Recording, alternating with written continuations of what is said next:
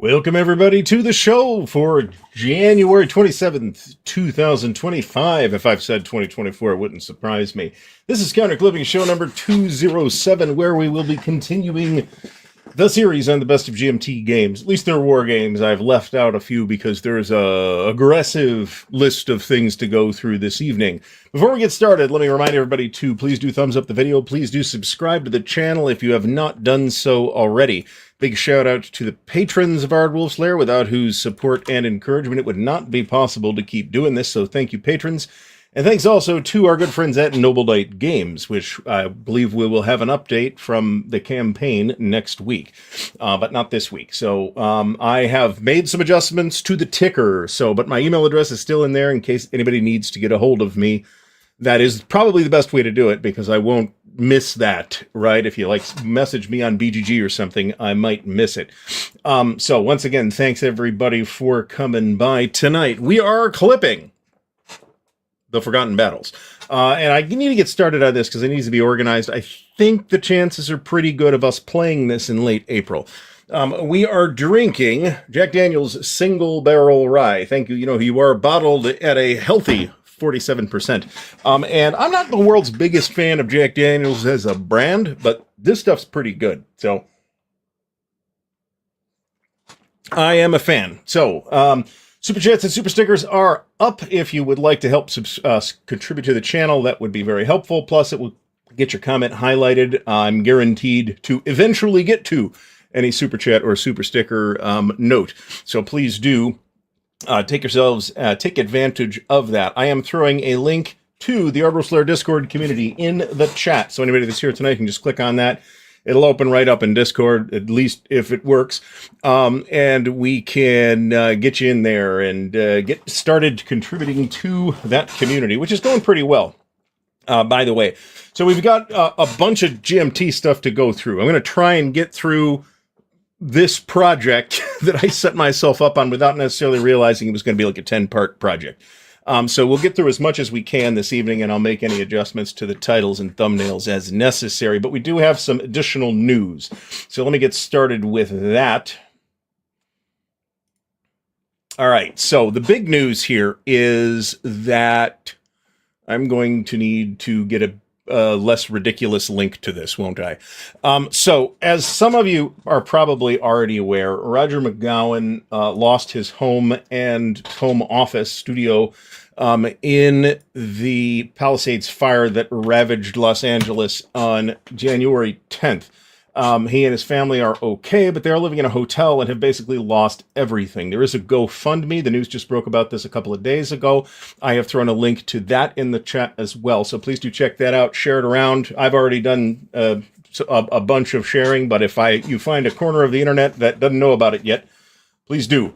Rodger could use your help, and I think I can say at this point that the fundraiser is going well, which I'm happy to see, and not surprised, because I knew that our community would come through for Rodger and his family. So our best wishes go with them, and give what you can, and if you can't, and I understand, not everybody can all the time, share it around and see if you can drum up any additional support. So I have no idea.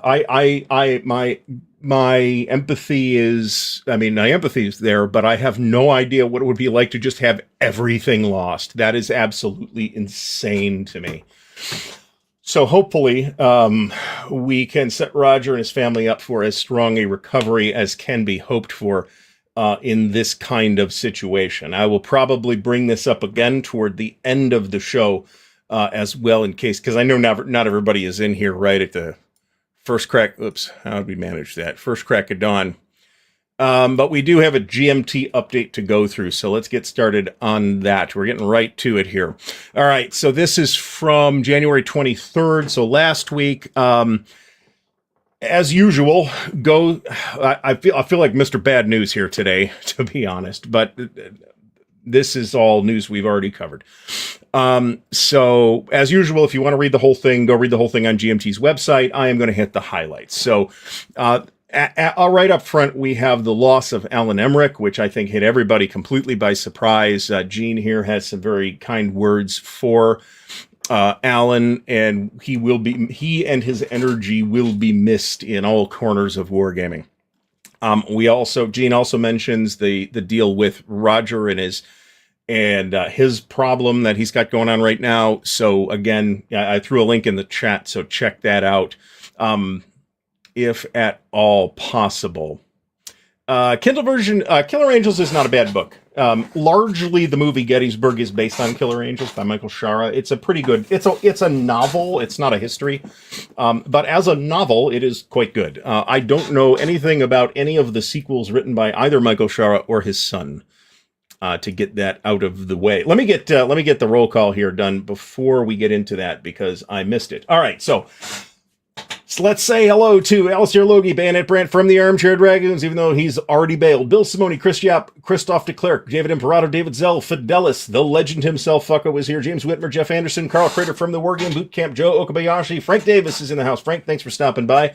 Michael Karlowski, Molotov Cockatiel Games is here. Ronald Nicholson. Ron, good to see you here. Stacking Limit, Stephen Rochelle, Stigler, Tony Mammal, Vicky, welcome back to the show. Vince Ree, William Bird, and Grunyard Rich, and Dave Poirier. I apologize for anybody that I missed, especially since I drug my feet on that a little bit. I guess I didn't. Usually it's about 7 or 8 minutes in that... did you find out what the movie was and it sounded terrible? Was that what was going on? So, hey, that's cool. Anyway... moving back into the GMT news. Once again, thanks everybody for coming by tonight. Twilight Struggle has been inducted into the Board Game Geek Hall of Fame. I'm not positive that I knew there was a Board Game Geek Hall of Fame until now, but that's my fault, not Board Game Geek's fault. So congratulations to GMT, Jason Matthews and Ananda Gupta, and everybody who has contributed to playing and contributing to the reputation of Twilight Struggle over the years, which is very strong. Update on economic headwinds. Now, some people were talking last week about, GMT must be having a hard time. And I didn't really see that in the last update, but there is kind of some whispers of it here. The big problem is going to be shipping. Shipping costs are already outrageous, and they're going to increase again. There is I don't know about friendly, but friendlier Australia-New Zealand shipping option that should be available now for those folks who are down there who've been taking it in the shorts for decades on this. So, okay, so it is a new thing. So that would be why. So what this boils down to is order from GMT if you can. They got plenty of my money, so I'm covered. And shipping consolidators. John C. can tell us about this. He uses a shipping consolidator to get stuff down to him in the Philippines. And for those folks not in the U.S., this might be an option. Beyond that, I can't give you any real information, but I figure for the potential savings, it's probably worth it. All right. So Canadian customers, it's going to be expensive. Orders to Brazil are still... well, they're working on the Brazil shipping situation. Let's put it that way. There will be a winter sale. Will happen at the current plan. Says they'll do it after finishing the January 29th P500 shipment, which is like 13 things. It's a lot of stuff. All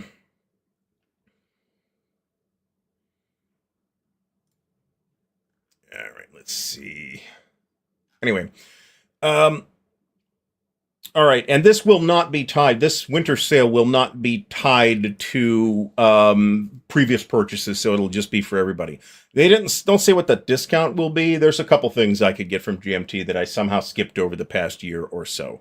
How can you help? Buy their games. So that's easy enough. So there's an update on the digital version of Mark Herman's Rebel Fury. That's going to definitely be worth a look when it is ready to roll out.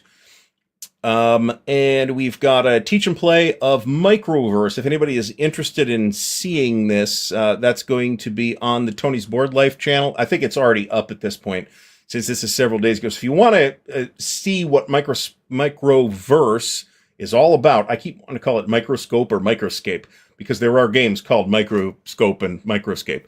This is Microverse. If you want to see what that's all about, go check out Tony's Board Life.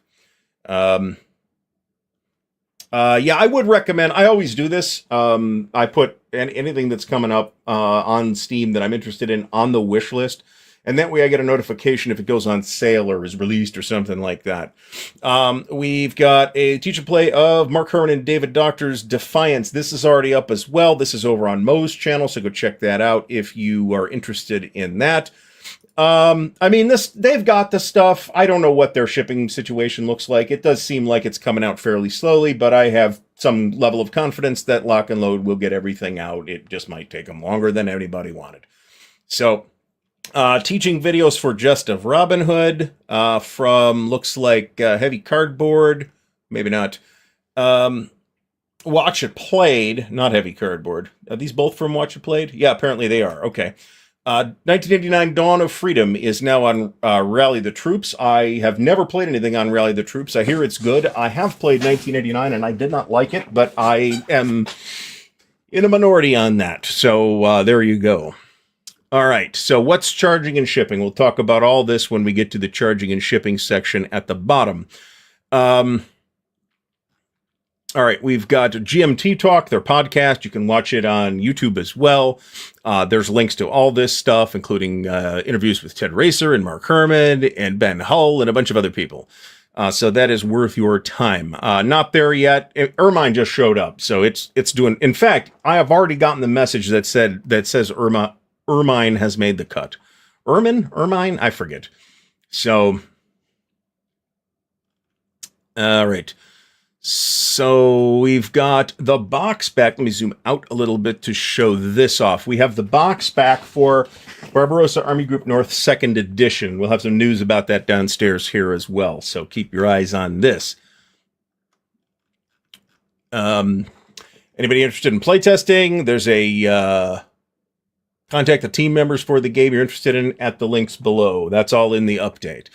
And that's Calixto, and that's the only thing to look at the playtesters on right now, actually. Development update Jason Carr with the GMT1 initiative, new Vassal Modules stuff, new or updated Vassal Modules stuff. Designer interviews with a variety of different folks, including Joe Chacon, Evan Yoke, Pierre Wagner Jones, designer of Ermine, Pushing Cardboard, interviewed Ananda Gupta and Mark Herman, and El Wargamero Novato interviewed Pierre as well. Let's see, new P500 edition. So there's an expansion, a new game, and a reprint here. I, Napoleon, The Limits of Glory is an expansion for I, Napoleon. It just adds more events and more stuff, and apparently some new options that can potentially extend the playtime. I'm probably good for this, I think. I will probably buy this. This game, SAR, which I don't really know a whole lot about at this point, but which sounds potentially intriguing. This is designed by Paul Hellyer, and there's not really a ton of... I read this whole thing, and I didn't feel like I had a particularly good grasp on how this worked, but topically, this is very interesting to me. There is a board. It's not just a card game, but basically all we have pictures of here are cards. So this is worth a look, and it's doing pretty good numbers-wise. Now, the third item here is a 3rd edition of Ukraine 43 by Mark Simonich. This I will get. This is one in that sequence that I don't have, and you do, if you buy Ukraine 43, my understanding is you do want the 2nd printing. That will probably apply to the 3rd printing as well. Stigler has backed it, so there you go. He hates it. He's like the Mikey of wargaming. He hates everything, for those of you in a certain age category who remember that. All right, so we've covered the new P500 editions, and this is pretty much... my initial thought is this like the Prime Minister, or is this part of the Great Statesman series? It doesn't appear to be, as far as I can tell. And it's pretty much 1894 to 1917, or 18 maybe if the Romanovs don't get killed before then. So there's that. Highly recommended. Well, I haven't played it, but I would be shocked if Ukraine 43 wasn't tons and tons and tons of fun. Let me put it that way. All right, new P500s on the horizon. A new battle game set in the late 17th or early 18th century. Who knows what that is? That could be anything. Strategy sports game. You could probably count me out for that. A strategy game of the Old West. Maybe? Depends what it is. That could be a lot of different things. A new game that will thrill our Combat Commander fans. I wonder, well, anything I could say would be 100% speculative. So we will wait until there is actual news or I actually hear something before we speculate about what that might be. Coming events include Cascade Con, which is this weekend. SD HistCon Winter Quarters, which is the online convention. That starts on February 8th. Game More 4 in Albany, Oregon. That is, what's the date on that? April 3rd through the 6th. I obviously will not be in attendance there. And then they have Spring Weekend at the Warehouse, April 24th through the 27th. And they also have GMT East on the same weekend in Schenectady, New York. All right, so additional news, Congress of Vienna Solo System card displays now available. So if you're interested in that, Congress of Vienna should be making its way to me at some point. Stigler is going to be at Game More Con. So I hear it's a good event. There's no way for me to get there. So both money-wise and time-wise and all-wise. Here's Rodger's book, and they're still filling orders as far as I can tell because they're using a fulfillment service, and that wasn't damaged. So I'm not sure what the situation is, but if you don't have Rodger's book yet, GMT has it in stock, and it is marvelous, and I highly recommend that everybody pick it up. All right, we got the combat. Every month, if nothing else, I am reminded that I have not yet ordered one of these throws from Kai because I totally need one. There's a ladder tournament on Vassal for Combat Commander for those interested in that. There's a Fields of Fire support site for those into that.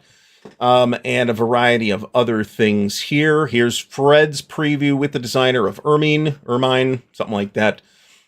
And charging and shipping. Okay, so I have already been charged for the 2 or 3, 4 things that I ordered off this list. So I'll just read the whole list. The 2024 replacement counter sheet. As we talked about last week, there was a hiccup on this as far as shipping cost goes, but they should have credited everybody at this point. Just of Robin Hood 2nd printing, World at War 4th printing, World at War mounted maps, World at War 2024 supplemental counter sheet. Congress of Vienna, Downfall 2nd printing, Downfall mounted maps, and a 3-inch box, Fields of Fire Deluxe, Fields of Fire update kit, fighting formations for the U.S. 29th Infantry Division, Hoplite 2nd printing, In the Shadows, and the Battle for Normandy Deluxe Edition. I am on the hook for Battle for Normandy, for Congress of Vienna, and for the 2 counter sheets, and that's it. It was still expensive. The most expensive single thing on this entire list is the Battle for Normandy, but it's also enormous, so that's why. I don't know. I've been seeing this for the past several years, William Byrd. It's a lot of people, just including me, sometimes watch the Super Bowl just for the commercials, or you don't have to bother watching. The Chiefs get helped out by the referees again, and you can just watch the commercials on YouTube after the game. So that is probably what I will be doing. Mr. Mark Herman, thanks for stopping by. And Mr. John Madison, thanks for stopping by. All right, so. All right. Production outlook. I didn't read the text in this particular section, so I don't want to miss anything. So we'll just go by the list. So all this stuff should start shipping basically this week, and probably will continue shipping for a couple of weeks would be my guess. The next shipment, which is supposed to leave the port basically any time, which means it'll probably be here in a few weeks, includes extra blank boxes in 2-inch and 3-inch sizes, and Stigler's Own by Swords and Bayonets, which I personally am looking forward to a great deal. And our very first guest on the rebooted, again, Chit Show on Sunday, February 9th. Do I have the date right? February 9th will, in fact, be Mr. Stigler, and we will be talking about By Swords and Bayonets and GBACW. So Stigler, thanks for doing that for us. All right, at the printer, but there isn't a ship date yet. American Revolution Tri-Pack number 2. I'm on the hook for that. Barbarossa Army Group North, 2nd edition. I'm on the hook for that. Panzer Expansion number 4, The Bell of Treason, and Last 100 Yards, volume 5. Going to the printer late this month or early February, so we're probably going to see those right around the same time, maybe the next month. As these other things are the 4 different Space Empires and Space Empires adjacent products. The 5th printing, the latest and last expansion, All Good Things, the 2 previous expansions, plus Talon, which is a space combat, like a tactical space combat that can, if you wish, be integrated with Space Empires. I'm not sure I feel like that's a great idea, but you can do it, and I applaud that level of energy. Planned to go to the printer late this month or early February, but they're awaiting box art from Rodger, so who knows what's going to happen with that. Combat Commander, Battle Pack number 8, Minor Nations, the new Europe box and Mediterranean box, and the Resistance second printing expansion pack as well. So I have all the Space Empire stuff already, so I'm only on the hook for all good things for that. All right, in final art and proofing, the only thing that has moved up, so this is probably going to the printer in February or March, would be my guess. The only things that have moved up are the unconditional surrender mounted maps, which you'd think would be easy to do, but I don't know. I think we hear this almost every time I mention it. I would love to see them reprint and do more GVOH stuff, but we'll see what actually happens. The only things to have moved into this category this time around are Infernal Machine and the mounted maps for unconditional surrender. Q2 to Q3, this is of course tentative. The farther out it is, the less reliable the estimates are going to be. The new items here that have moved into this bracket are China's War, which is the Brian Train coin game about the Second Sino-Japanese War. That is of interest to me. I had ordered it at one point. I backed off on that order. I might still get it. We'll see. Mr. President, second edition, and the update kit for that. And then there's a bunch of links to various content creators. Are there any interesting graphics on the bottom? There are. Here's the Coast Watchers cover from Volko. It's the Recon Series Volume 1. Don't be shocked if Volko manages to remake the entire wargaming hobby again with this thing. You never know when that's going to happen. Here's the box back to Hubris, which is Morgan's game. I'm looking forward to seeing this very much as well. This is part of the map for Hubris. Here's a setup illustration, so a bunch of stuff there. Here's the cover for Barbarossa Army Group North. Looks pretty sharp to me. 18 EUS, which is an 18XX game. There is an 18XX game in the time frame of tonight's GMT review, but I've skipped it because I don't have time. And some stuff from Away Team, Baltic Empires, Bear Trap, Cuba Libre, Calixto Bot, the China's War game, Firefight Tactical, which is Joe Chacon's game, I think. Nope, that's Sam London. Never mind. I'm thinking of something different. Imperial Eagles by Chris Janiak. Chris Janiak is a designer to keep an eye out for, to be completely honest about it.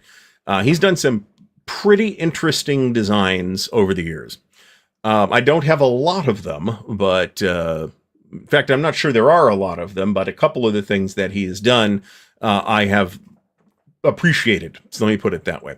All right, so additional stuff for a variety of other different games, reprint tracking. We're not going to go through all that stuff, and that is the end of the GMT update. So let us get right into GMT, starting with the year 2011. We're going to start with Matt Culkin's game Sekigahara, which has not only been a big hit on its own merits. I haven't played this. It is a block game, but it's not like a Columbia-style block game, which GMT has done some games like that. This has blocks, but it's not like that at all.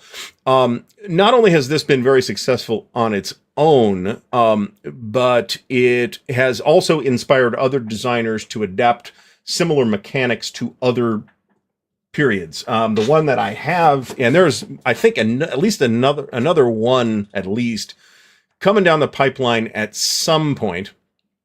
But the one I have is Granada from Compass, which uses this to examine the Reconquista on the Iberian Peninsula, which is another topic that I am particularly interested in and which there's really not very many games on.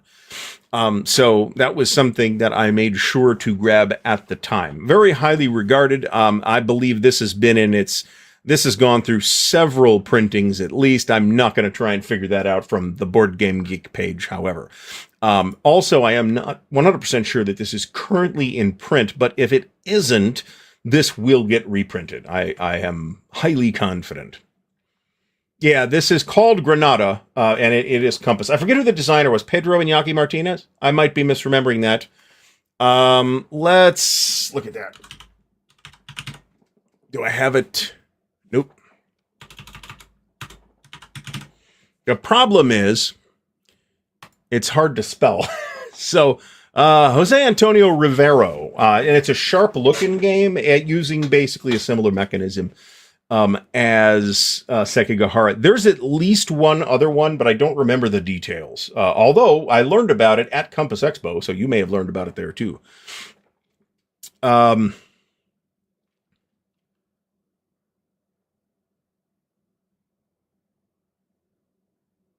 Just looking at the chat. In fairness, if we're talking about the dog boats, was it dog boats or devil boats? I think it was devil boats. Joe Carter's game. That was Wayne, and I don't think he set it on fire, but he did throw it in the trash. And of course, it was a stunt, right? He didn't really throw it away, which would have been heretical. In any case, Granada is another one of these games that uses the Mr. Carl Fung. Thanks for stopping by. That uses a similar system to Sekigahara. And don't be shocked if we continue to see here and there games continuing to borrow that mechanic, because Matt Calkins appears to have done a really good job with it. All right, next up is another one I haven't played. Lee Brimacum Woods Night Fighter. Air warfare in the night skies of World War II. This is, apparently there's a solo mode in this, and it's got, I'm not sure that, let's see if I can provide a little more of a panoramic overview of what this thing looks like. This will do. So it's got this dark map, and not everybody is going to be okay with this from a contrast perspective, but Lee Brimacum Wood is good at this kind of game, so I'd be a little surprised if this wasn't any good. This does appear, as far as I can tell, to be a tactical game. Didn't you order Inflection Point yet? Because it's up for pre-order on Multiman's website right now. So there you go. Oh, I've got this. I don't know that I don't feel, I mean, it's or Sicily. All right, we're gonna have to put this on hold commenting on this, because there's a game called Med War that did appear in S&T, but it wasn't by Richard Berg. It was by I'm not sure I remember. But it was not great. Let me put it that way. But it wasn't Berg. Let's not pin that on Berg. But maybe we're talking about something different here. In any case, Night Fighter. This has been out of print for quite some time. We're still in the year 2011, but this does not go for huge quantities of money. Unless you go through Amazon third-party sellers, in which case, go nuts. You apparently have more money than I do. So, moving on still in 2011 from the late Chad Jensen, Fighting Formations, Grosse Deutschland Motorized Infantry Division. This is one of these tactical... So, Fighting Formations exists in a very crowded wargaming space. In that it's small unit tactical, right? Squads or platoons or whatever. And there's just a lot of games in that space. And the dominant one, of course, is ASL. But one of the ones that did make a decent impression on a decent number of people was Fighting Formations. This game looks like it's got some very interesting things in it, and I wouldn't mind checking it out at some point. And there's a new volume coming out on the 29th Infantry Division. So there's that. This, I don't know what the in-print status of this is. As I recall, the box was a little small, like not thin, but a little smaller than typical. Blue Steel asks if Thunderbolt is the very last Berg game we'll ever see. I guess that's possible. I'm not aware necessarily of anything in the pipeline. Mark Herman might know more. I don't. That said, we will 100% continue to see Richard Berg's game designs continue to have an impact, because many of them will be in print basically in perpetuity. So Pete, thanks for stopping by. We'll see you when you get back. Marty says that Fighting Formations is good, but plays a lot longer than Combat Commander, which he thinks hurt its appeal. That sounds possible, but I wouldn't know. So, there we go. So Nerd Workshop did a video of the box opening on the 29th Infantry Division Fighting Formations volume. It looks like a good game, and he playtested it, so it might be interesting. All right, moving on. We are still going to be in 2011, and we have Case Yellow, the German Blitzkrieg in the West. This is a Ted Racer design. This feels like an old game, to be honest, but I think that's just my memory. I have never owned this or handled it, but I've heard good things about it. This is Invasion of France, 1940. There's a decent number of games on that topic. I haven't played that many of them. My favorite is Blitzkrieg Legend, because I like the way that OCS handles the differences in command efficiency between the two sides. Command and execution efficiency.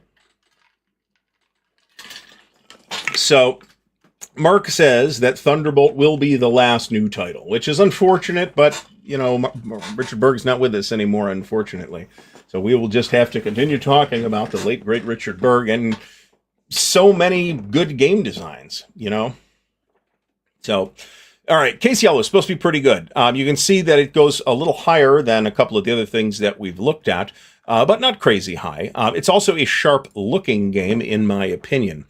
So this is another one of those things that's because I kind of like to check it out, but I'm not going to like run it down to check it out. If I get the chance to play...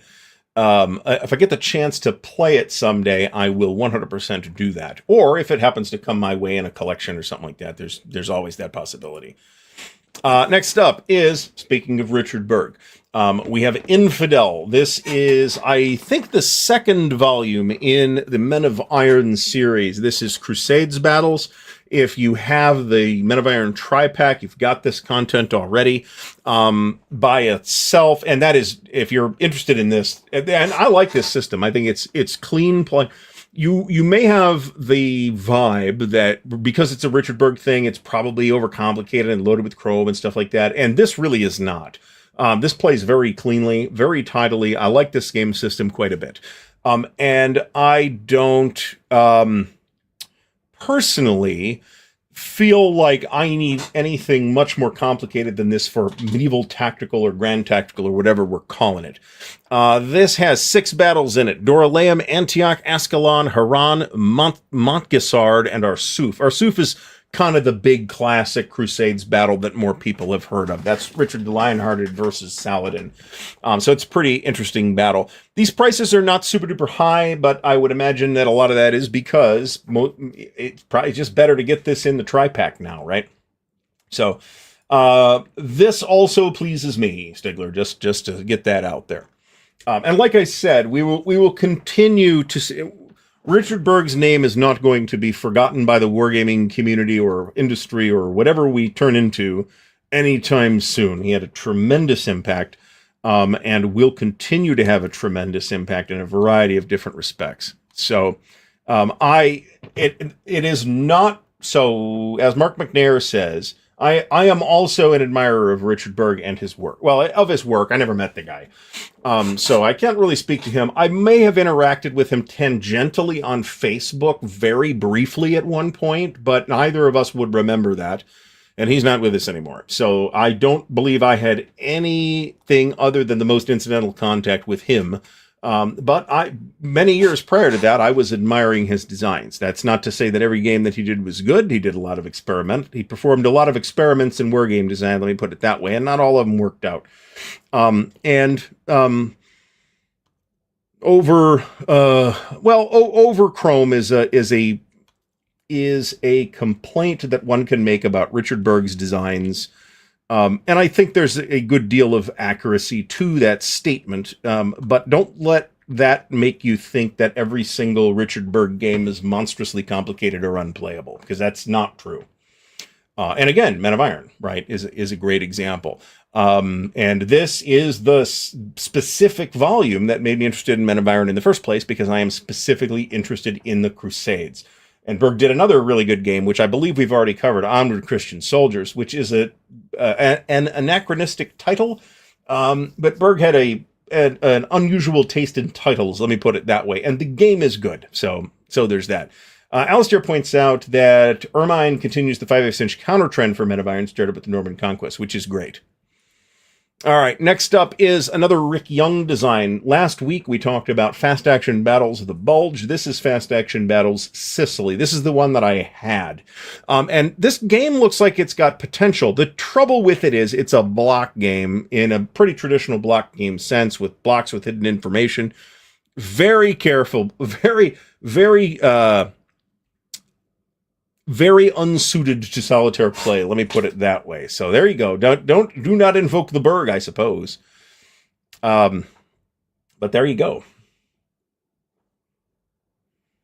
Well, and Berg, brought us a lot of innovation, right? He had a lot of really clever ideas.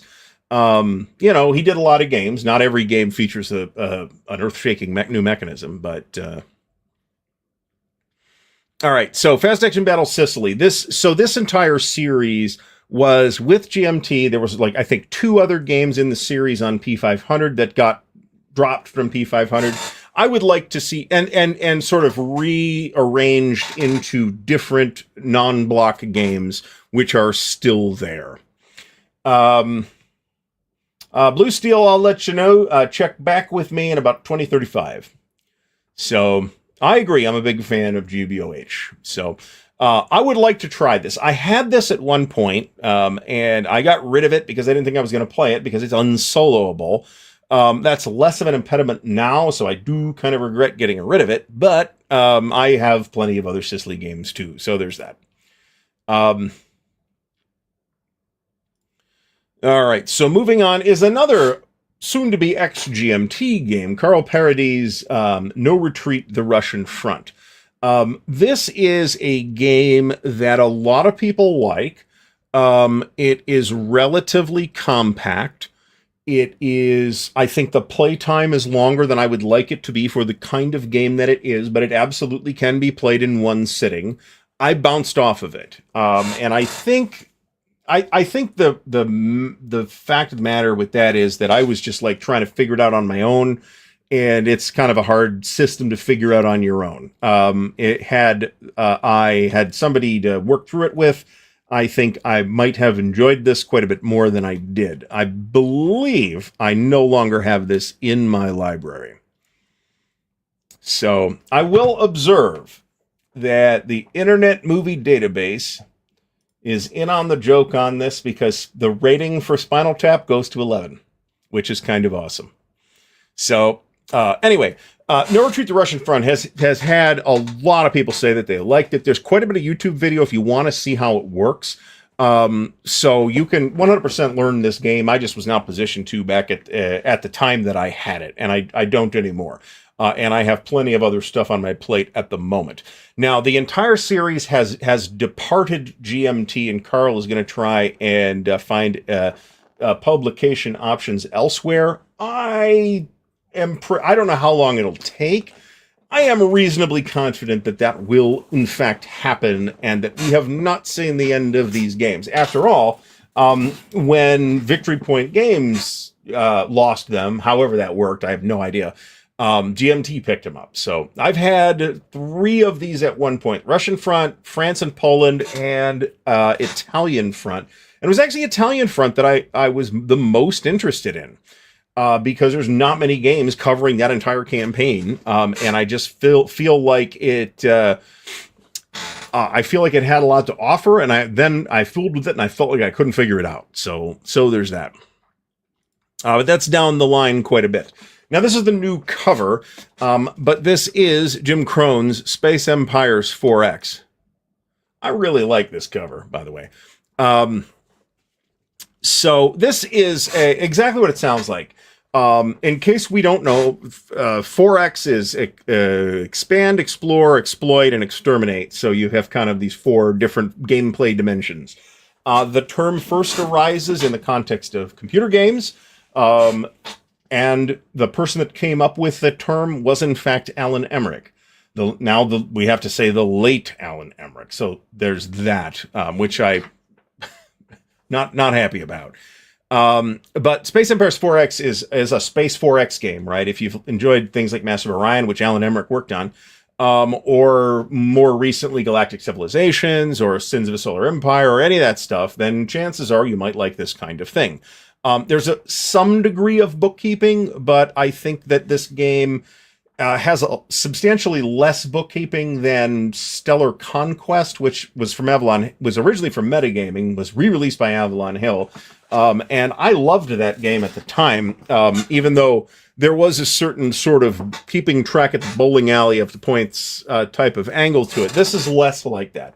But there is still some paperwork, and some people will bounce off that. However, there are, if you have all the stuff, are some options to ignore a lot of that bookkeeping too. So there's that.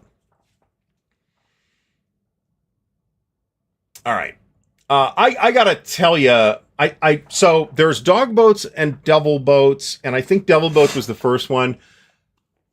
I think there is general agreement that game of review fame, or infamy, if you like, has some pretty serious problems that are evident right off the bat when you sit down and try and fool it. I have not done so, but there's been several other reviews talking about it, so go check those out. And make your own decision and decide what you're going to do with it. It was also Joe Carter's very first published game, and we ought to be empathetic to Joe in that situation. So, oh, very good. Oh, you know what? I'm not shocked by this, since Carl seems to have a working relationship with Sound of Drums games. Carl also has an operational Napoleonic series of games headed our way as well through Sound of Drums. So I have not heard this, Frank. Thanks for putting it in the chat. This makes complete sense to me, given that Carl seemed to have a good relationship with the folks from Sound of Drums. Back to Space Out. What's our time looking like? We are looking fantastic on time, but I am going to continue to move real fast here because we have a lot that needs to go into this. All right, Space Empires 4X. I like this game a ton. I've got the expansions for it. I've actually not played with very much of the expansion material, but it all just adds to the available options that you have. So, and the new...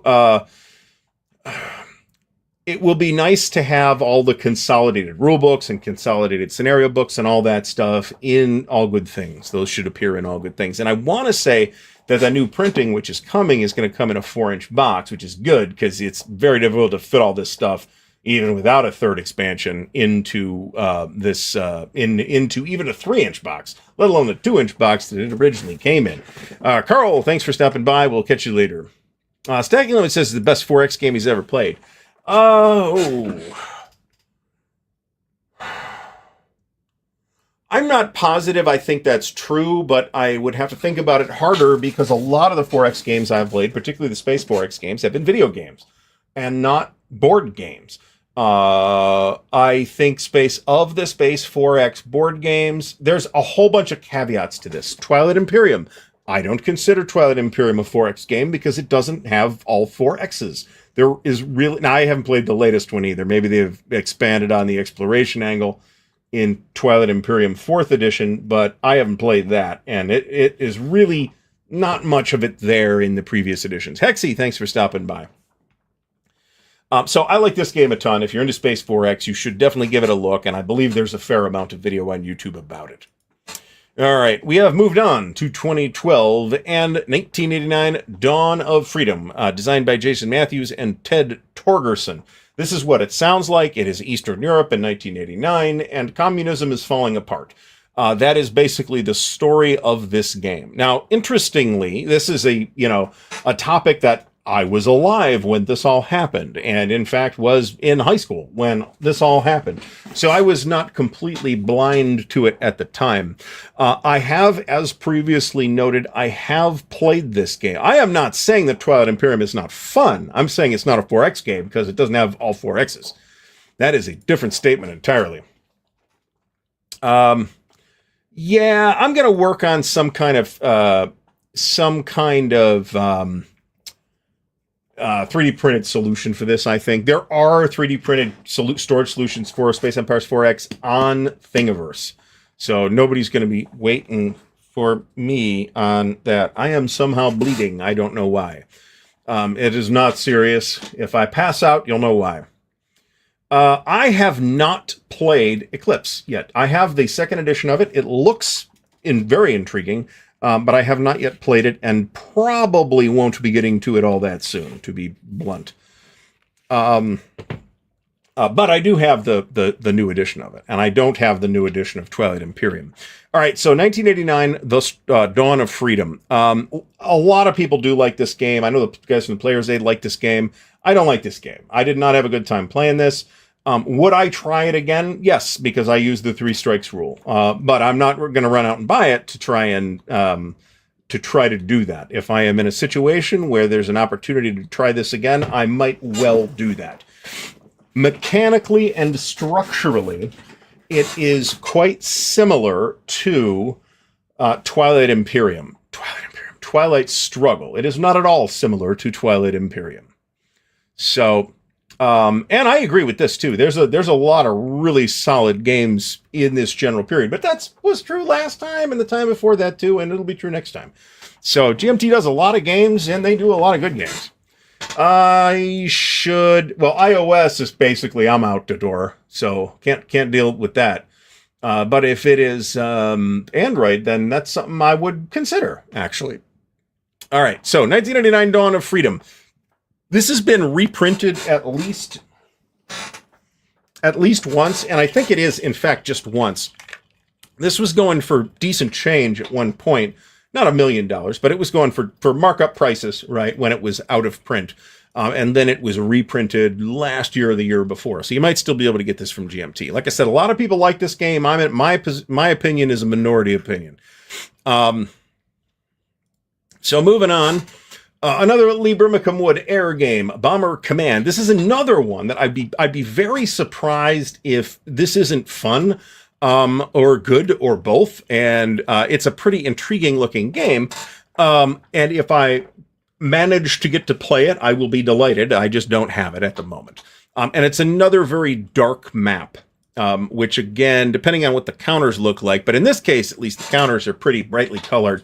So I don't think anybody's really going to have contrast problems. But it is unusual for maps to be quite that dark. So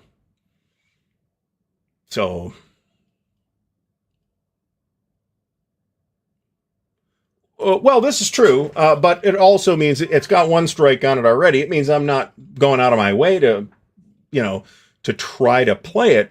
But things happen sometimes. I didn't plan on playing Microverse when I got to SD HistCon or Plains Indian Wars, and I liked both of those quite a bit. So, well, yes, I realize the thematic reason that it's dark, but that's just unusual, right? Night Raids 1943 to 1945. This is a two-player game. I think there's some hidden information in here. I'm also not sure exactly how closely this aligns with Lee Birmingham Wood's other games that are on similar topics, such as at least one that we'll get to tonight, Bloody April, and one that we got to last time, which was I can picture the box in my head, the Air War, 1973 Air War, in the October War. Elusive Victory, that's the one. But this looks intriguing. And I don't play a lot of air games. I'd kind of like to play more air and naval games. So there's that. Okay, hold on a second. Ed Holtzman says that Bomber Command with its planning phase has a bit of Burning Blue vibe to it. You're not doing a lot to convince me that I don't want to try it. Let me put it that way, because that's one of the things I like about Burning Blue. All right. Crown of Roses, designed by Stephen Coiler. I don't know if I'm pronouncing that correctly or not, so please correct me if I'm not. I think this is one of those situations. We'll get to Bloody April. I believe this is one of those situations where series is perhaps too constraining a term for what's going on here. They're all kind of different games using a related family of mechanics. I tend to think of them as families of games rather than game series, but that is a semantic point. Crown of Roses, on the other hand, is the War of the Roses. This is a 2 to 4 player game, and I would suggest that you play with 2 or 4 players. But probably better with 4, in fact. I've played this once, and I found the rulebook very difficult. But I did feel like there was a solid game here that maybe better rulebook construction would have done more to illuminate. Let me put it that way. It is in some say so. Ed's right here, but I want to emphasize that there's really no mechanical similarity between this and Kingmaker at all, except in the broadest possible terms. The two games are quite dissimilar mechanically, but they do have similar tones and are on the same topic. Although it's up to you how seriously you want to take the historical theming of Kingmaker too. So there's that. But I think this game's got a lot to offer. Now, is it going to be a little bit challenging as you kind of fight your way through what I think is not the greatest rulebook I've ever seen? It's pretty far from the worst, but it's not the greatest rulebook. And it's reasonably complicated game for this kind of game. This is a Columbia-style block game with rotating pieces and Fog of War on one side and all that stuff. Except that it's 4 players and there are cards as well and all kinds of other things. There's a lot going on here, but like I said, this is one that I kept and I have no intention of getting rid of, and someday I would like to play. Someday I would like to give it the attention it deserves. Let me put it that way. All right, next up, and I think after this one we will hear from our good friends at Noble Knight Games. I am moving extremely quickly, perhaps too quickly. Red Winter by Mark Mazicki. This is, I think, either the follow-up or the precursor to, gosh darn it, what's the other game called? Operation Dauntless. I think actually Operation Dauntless came out second. There was, I think, a drive to reprint this at one point. I'm not sure where that's at. It might have gotten yanked. So this is in fact Winter War, 1939, Poles versus the Soviets. And if we look at it, it's got the Caltrop style hex grid, which some people violently dislike. It's not my preference, but I don't care that much. This game looks potentially interesting. I believe we have a shot of the entire map because that'd be nice. Well, here's the near final map. As you can expect, it's got a lot of wintry type terrain going on here, right? I believe the map art is by Mark Mahaffey. I am correct about that. But there's like a pile of credited artists here. And I don't know who did what without the game in front of me. And I've never owned this one either. This is supposed to be pretty good. All right, folks, we are going to, I think I'm actually not backed up on the chat, which is rather shocking. But I am going to send us off to hear from our good friends at Noble Knight Games, the official sponsor of the Counter Clipping Show. We'll be right back in just a second. Here at Noble Knight Games, we've been carefully growing the world's largest selection of board games, role-playing games and dice, war games, miniatures and paints, card games, and more, going on 25 years now. Our rustic castle contains more game and hobby goodness than you can shake a stick at, complete with careful packaging and the finest customer service the land can provide. You can buy, sell, trade from anywhere in the world, just like nature intended. Noble Knight Games. Thanks so much, Noble Knight Games. Don't forget the affiliate link in the video description. We'll have an update on the latest Noble Knight campaign. I'll show you the banner right now, but it's not updated because I don't have an update this week. We are working toward Bloodreef Tarawa for Advanced Squad Leader. This is one of only 2 ASL historical modules that I don't have but still want. Because some of them are just, I'm not interested enough in this topic to like spend $500 on it, right? But the 2 that I do want are Valor of the Guards and Bloodreef Tarawa.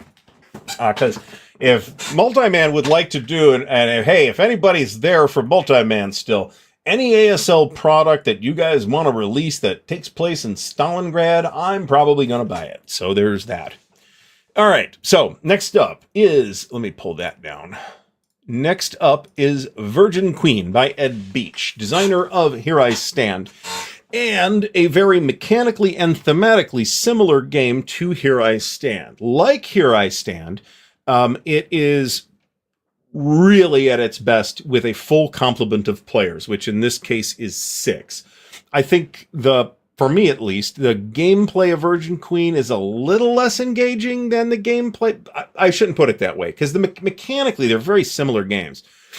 I will say that I think the historical topic of Here I Stand is slightly more interesting to me than the historical period of Virgin Queen, but Virgin Queen is a little more forgiving if you do not have 6 players, where Here I Stand does not. The third game in the now trilogy is Tanto Monto, which came out, I think, last year sometime. And it's going to be the same kind of thing where it really is going to be the best experience with the maximum number of players. So I do see these games get played.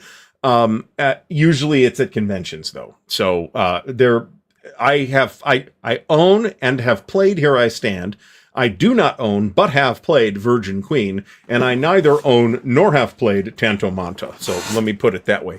I believe Ed Beach is one of the folks involved in the Civilization computer games as well. I'm not sure if that's still the case, but I believe that was the case at one point. So Ed knows what he's doing, and he's got some other things that aren't these in his design credits as well. Hop back over here. The other thing is you can easily play any of these games in one day, right? If everybody knows what they're doing. There also is a substantial negotiation element to all the games. So bear that in mind. There's asymmetrical victory conditions, which shouldn't surprise anybody at this point. We've at this era seen an awful lot of games with asymmetric victory conditions, including most war games. But, well, I don't know if that's true, but it's most of the war games that I play, certainly. This is my expectation. I expect it to be insanely intense. So, oh, there you go. So check that out. I held off on Tanto Monta. I feel like I would play Virgin Queen again. I would try Tanto Monta, but I feel like owning Here I Stand is sufficient for my library purposes. Let me put it that way. That said, I'm not going to have a lot of free time at Buckeye Game Fest, which is ordinarily where I would think about playing something like this. That is super unlikely to happen. We will be talking more about Buckeye Game Fest as it gets closer, though, because we are planning a thing at Buckeye Game Fest. Well, multiple things. Okay, so 3 things. I am planning 3 things for Buckeye Game Fest. So we'll talk about those when it's closer. And that's the last week of March, last week of April, first week of May. That makes it sound weird. I will give you exact dates. All right, it is April 28th to, that's a Monday, to Sunday, May 4th. Let me put it that way. All right. All I can tell you right now is, well, none of this is secret. So we're planning a SPI. Well, it's not necessarily limited to SPI, but we are planning a quad fest of various quad games or orbiting around the SPI quads. I think right now we have 6 quads planned, 6 different quads planned. And there might be more than that at the end of the day. So the other things that we will iron out our big game Buckeye Game Fest plans at Winterfest, but it's increasingly looking like this. So if that happens, then that's the second of the 3 things, and then the third of the 3 things for Buckeye Game Fest is the May 1st evening Traveler game, which I did last year and which was awesome. So there's that. All right, so next up is Mr. Madison's War. This is a 2012 release, and what I'm wondering now is, Gilbert's name is on the cover, but Dave Stifler is also mentioned in the BGG credits. But we'll go with Gilbert Collins. Those of you who are familiar with Gilbert's channel will know that it is an excellent YouTube channel. And Gilbert has also done a few games, including this one. And this may have been his first published design, I'm not sure. This is a game on the War of 1812. As you can imagine, it is a point-to-point card-driven game along a fairly traditional point-to-point card-driven model. And it has a reasonably good reputation. Doug, you already know about all 3 of the things, I think. We'll talk more at Winterfest, which is coming right up here, so... whatever is happening, Doug, you will be invited. All right. British Albion says it seems to be limited to the Great Lakes. That appears to be true, actually. That's true. Unless there's a second map that I'm unaware of. That doesn't bother me particularly. I live on the Great Lakes, more or less. Or at least I grew up on the Great Lakes. So this is out of print now. And as you can see, it doesn't go for crazy money, but it's not dirt cheap either. This is probably from the Vassal module. It is. This is something I wouldn't mind trying. Now, interestingly, the other War of 1812 game that I have, that's not just like Age of Sail scenarios.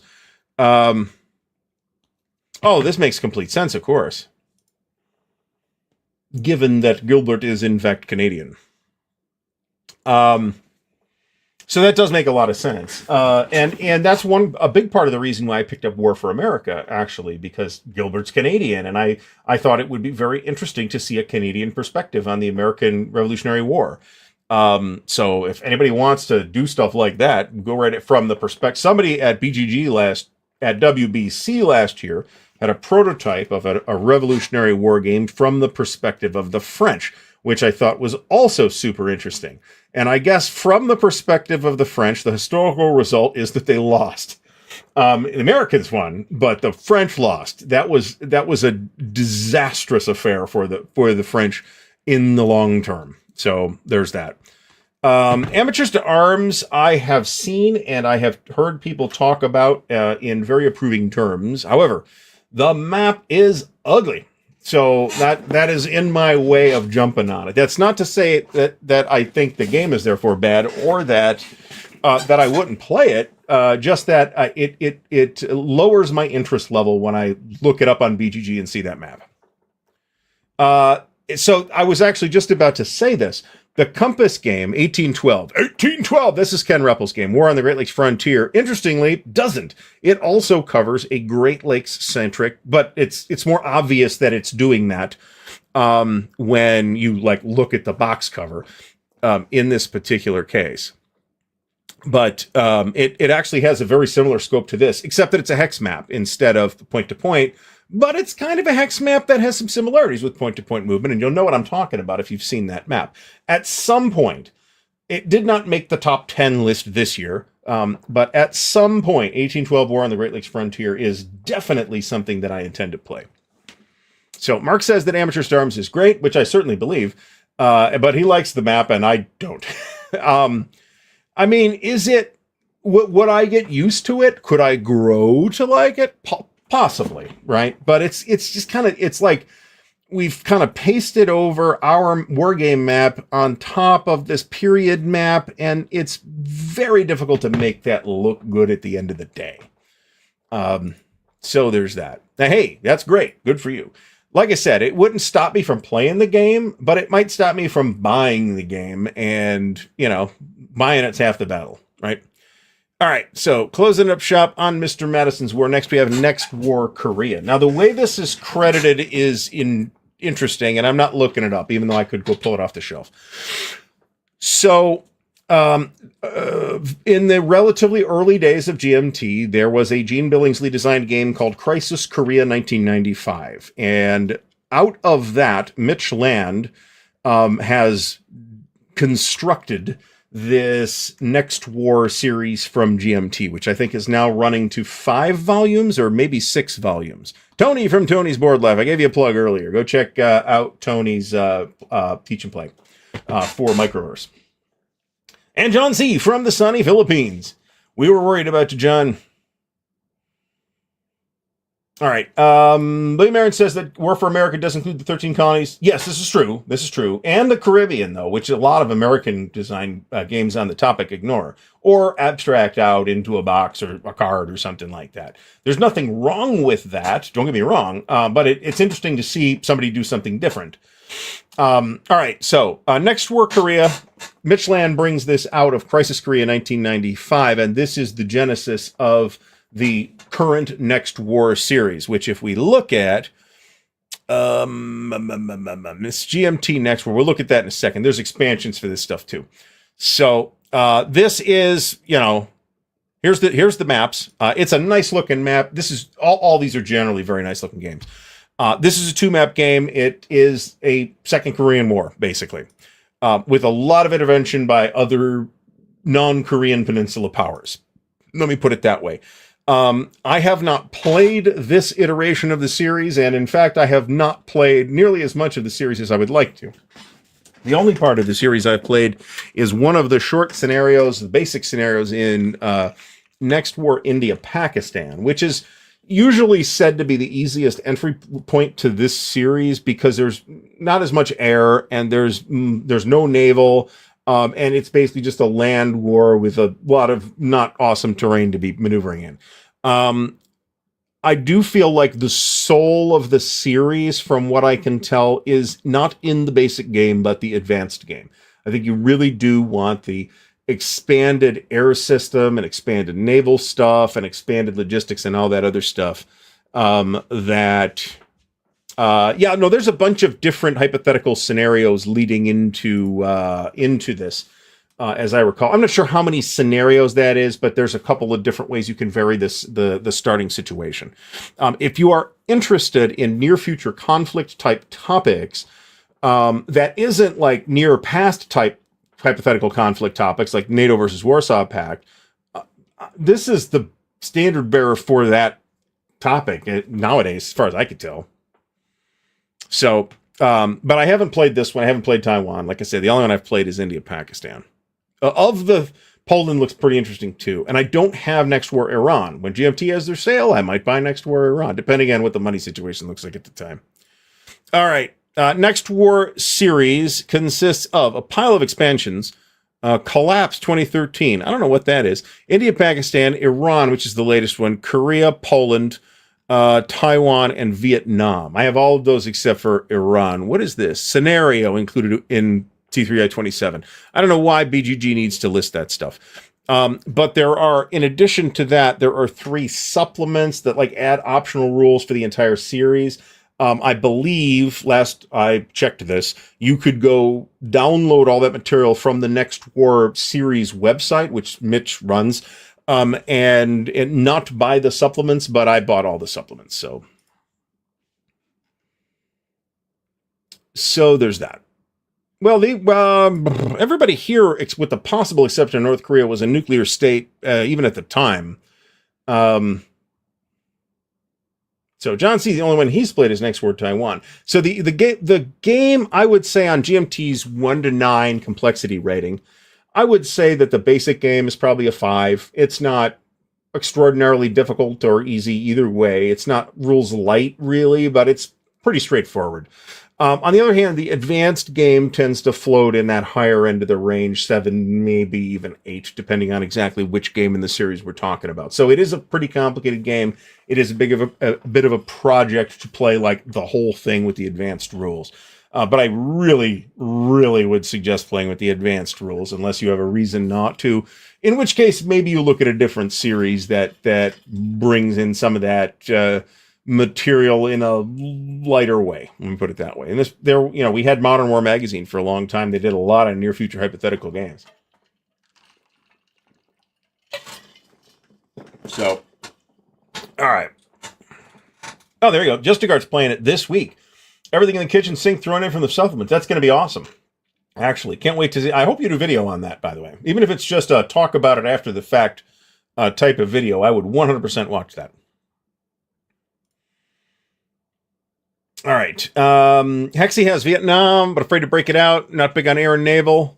I do think that the soul of the game system, I mean, as a modern war thing, the soul of the game series is in the air and naval. So maybe it's something that because of that means you're not as interested in it. I would respect that call, because I make that kind of call all the time. All right, Terry Simo's Bloody April 1917. Now this does hit me with one of those OCD things that make me aggravated when I observe it, in that there's already a war game called Bloody April, and there was in 2012 when this came out. This is on a completely different topic. It is otherwise very difficult to confuse the two games, but if you are just hearing the names, Bloody April, whatever it was, and Bloody April 2012, well, you might get confused. Unlike the other one, which is a game about Shiloh, I am Aggregate Day. I am going through these in the order of year of release. So, all right. So, Bloody April is another one of these games in the Lee Brimacombe Wood semi-operational air family of games, along with things like Elusive Victory and Burning Blue and Downtown. Except in this case, it's World War One. Now, I don't have this. I haven't played this. And last I checked, this goes for decent bread. Indeed it does. Indeed it does. But not crazy money. I would really like to try this game. To the extent that I am interested in this family of games. The only one that I still have is Burning Blue. And that's because that's Battle of Britain. That's a fascinating topic. I don't know that I'm particularly engaged with this air war over Arras as such, but it is late World War I, so there's a lot of dogfighting and that kind of stuff. I would like to see this game. And I think our chance of this getting reprinted is extremely low. Let me put it that way. There was an expansion for this too, by the way. Eagle of Lille. Career of Immelman and some of the early aces. It's basically a new scenario pack and a map extension, so there's that. If I had Bloody April, I'd think about running this down too, but I don't, so I'm not particularly worried about it. In any case, it's in a big 3-inch box too, so whatever's in here, you're getting a fair amount of stuff. Looks like 5 counter sheets, 2 maps, pile of cards and other stuff. So yeah, looks like a robustly developed game to me. All right. Perfidious Albion says that it's a really interesting treatment on air operations of World War I. That's kind of why I want to try it. Jeff Beeler says next war Poland has the most Canadians in it. I admit, Jeff, that I haven't performed this comparison, and I'm not surprised that you have. Mark McNair bought his copy of Bloody April from Mark Ruggiero, so hang on to that. Like I said.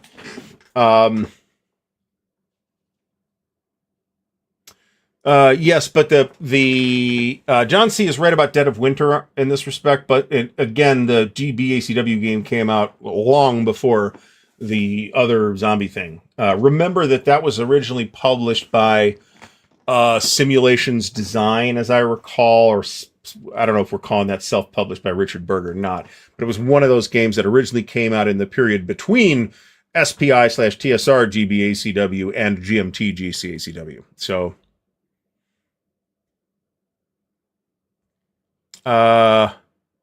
is Terry the designer of Cactus Air Force? I'm not sure. I'd have to look this up, and I'm not going to do that now. So I think there is a Cactus Air Force game by Ray Fiore coming up from Compass at some point. That might be one of the two that you're thinking of, but I believe there is an older Cactus Air Force game as well. So. Hey, you know what? We got Canadian Crucible, right? That's a lot of Canadians there. I have Canadian Crucible too. I think so. I just don't know. Nobody knows where it is in the production pipeline. If we're talking about the Compass thing, as far as I know, it's still a thing.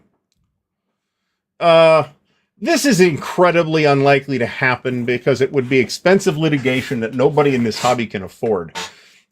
Sorry. John Madison is asking if there's been any litigation for a war game having the same name as another. Anybody? No, not to my knowledge. It wouldn't surprise me. I know that. So where you have to be concerned about something like that is with a big company like Hasbro. Okay. On the other hand, Hasbro has shown a willingness to work with smaller companies to figure out who owns what, right? So there was a board game from Hasbro or Milton Bradley or another Hasbro subsidiary in the late 80s or early 90s or something like that called Hero Quest. It was what we would now call a dungeon crawler board game. And I had it, and it was pretty fun. I think the models, at least, were designed by Games Workshop, and the whole thing may, in fact, have been published by Games Workshop in the UK. But once it went out of print, Hasbro lost interest. They didn't pay to continue the trademark registration. So it lapsed, and it was picked up by Chaosium, because hero questing is a thing in RuneQuest. So they released a game called Hero Quest. This may or may not have been Chaosium. It might have been Isseries or Greg Stafford on his own. I think we could say accurately that Greg masterminded this.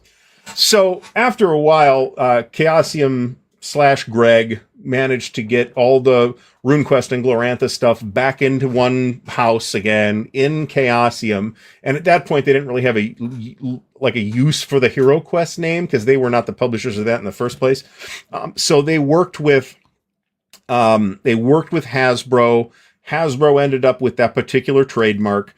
And Chaosium will re-release what used to be called Hero Quest as Quest Worlds, which is another name of an old RuneQuest product that was not specifically tied to Glorantha. It's actually an interesting RPG system.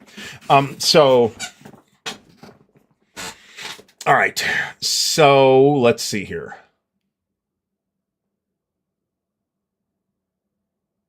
All right. All right. In any case, yes, the map also looks great here, I think, even though it's not that useful to have an awesome looking map because it's an air game. So I think you're just like, the features on the map are more waypoints than anything else. But I could be wrong. Depends how detailed this game system is. Typically, the games in this family have been on the heavy side, not on the crazy heavy side, but on the heavy side. I certainly wouldn't. This number on BG doesn't mean anything. So, but we can get the sense of BGG respondees thought it was more complicated. But those are not necessarily wargamers, right? Wargamers are used to more complicated games. I mean, whether you think that is a good thing or a bad thing is a separate question. But I also think it's not. Both wargamers and role-playing gamers are largely used to more complicated games. So, all right. Yeah, and actually it was this is why Hasbro ended up working with Chaosium to get that trademark back, because the whole thing would have been completely useless had they not been able to cash in on the nostalgia train on that.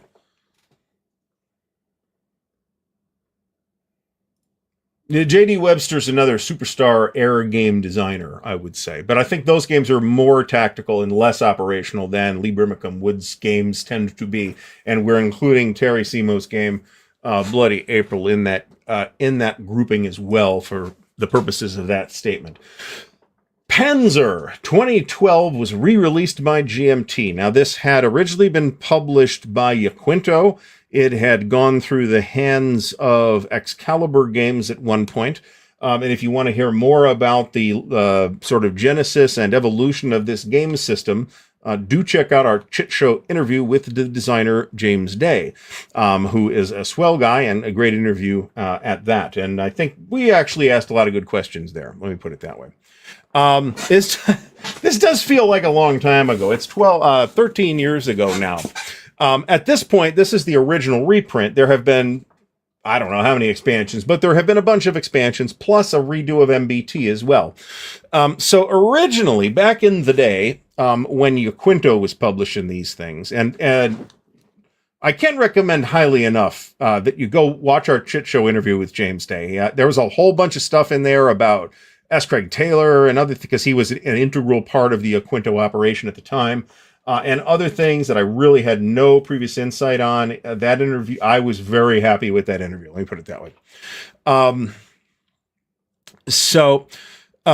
Originally, we had this Eastern Front game, Panzer, from Yaquinto. Okay.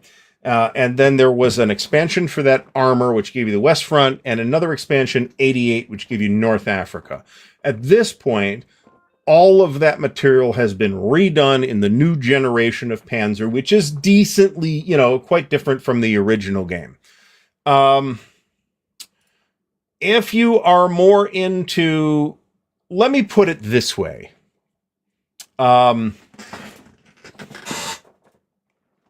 think about your interest in World War II tactical. Okay, are you more interested in the infantry actions or are you more interested in the armor actions? If you are more interested in the armor actions and you have the ability to tolerate fairly complicated game, and you do, John, then I would go with Panzer.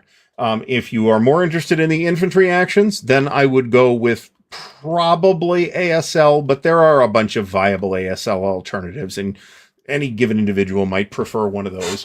I'm at this point, I'm just an ASL guy, and I don't need any more World War II tactical stuff, unless it's doing something really special. So, yes, we covered all this in said interview. James Day did, so MBT and IDF were the, MBT and IDF were the modern versions of the Panzer system. GMT has not redone IDF, and I am not aware that they're going to, but they have redone MBT if you have a more modern flair. Well, I can tell you, Vince, that the game system has evolved substantially. And the only reason I can tell you that is because it came out in the interview with James Day. Because I haven't played this game. However, one of my local wargaming pals is a fan of this series and has played it. And again, it's got a more detailed armor model than ASL does. But if you're playing ASL, I mean, you're probably more interested in the infantry actions. So there's that. Hey, I missed me at Winter Offensive this past weekend too, to be fair. I would like to get back there at some point, but right now I'm overstacked on conventions is what it comes down to. So there is a decent amount of, if you're familiar with the old Panzer, there is a decent amount of video content on the new Panzer floating around on YouTube. So check some of that out. I'm not sure I could point you to anybody in particular off the top of my head. All right, so here we come to, and bear in mind, folks, I have left several non-wargaming things, like an 18XX game that I don't think I have time to get to this, so I left it out. And there was a couple of those. So, Andean Abyss. Let's kill this. Perhaps not in one glug. All right, Andean Abyss. This is the first Coin Series game. Designed by Vilko Runke. This series of games and the inspirations that it has in turn sparked have, I think, changed the wargaming hobby a lot. Now, again, whether you think that's a good or ill thing is a different question, but I don't think that the impact of this game in particular, the Coin Series in general, or Volko specifically, can possibly be overstated. So this is a coin or counterinsurgency type. Well, that's the name of the series. Let me put it that way. And the basic conceit of this and most of the Coin Series games is that it is there's four factions. Okay, I realize there are some coin games that have come up more recently that this is not true of, but let's stick with the basic model for the moment. So there is an area map, and there is a deck of cards, and there are four factions. The four factions each have a menu of actions and other things that they can do when they have the opportunity to do something, which is determined by the draw of the cards. Each of the four factions' action menus will be different. Each of the four factions' victory conditions will be different. The card deck play, I think, is the big innovation in the Coin Series, because there is no hand. There is a deck that you are drawing cards from. There is the card that is currently in play, and there is the face-up card that is coming up next that you can see. So you will have to make you may have to make a decision on any individual turn. Do I want to act this turn, or do I want to pass? Because next turn I'm first and have the potential to do a little more than anybody else. And you can interact, your action menu interacts with what your priority is on the grid, based on the turn sequence provided on the card, in unique ways. I'm not sure if I got that across at all, but then again, I have had some whiskey, so there's that. This adult beverage is not Johnny Walker, Jack Daniel's Single Barrel Rye, which is excellent. This is barrel. Do I have a barrel number on here?